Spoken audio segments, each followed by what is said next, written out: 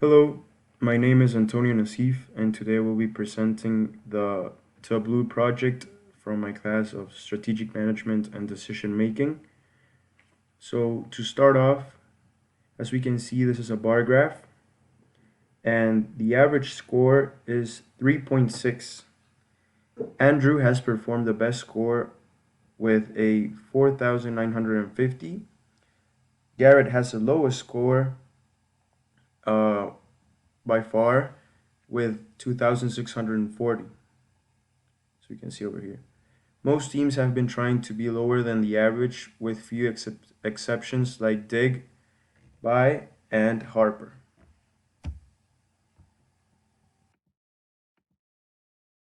This is a line graph. Um, it gives us trend of performance. We can see teams like Andrew and Digby perform very well. Some teams like Baldwin and Garrett need to do work on their scores, as we can see over here. Moving on to the scatter plot.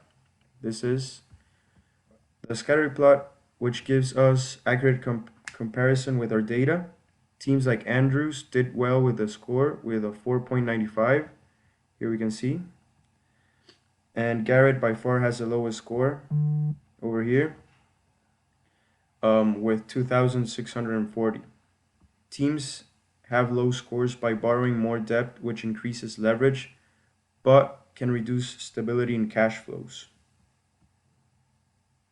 And then moving to the dashboard.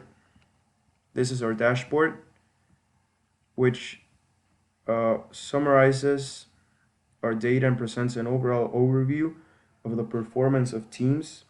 It is important because of the comparison made. This includes a bar graph, line graph, and the scatter plot. These are points that we can analyze very well, and overall, this is my Tableau project in general.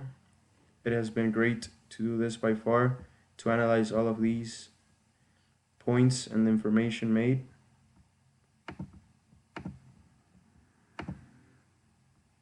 Thank you very much for your attention.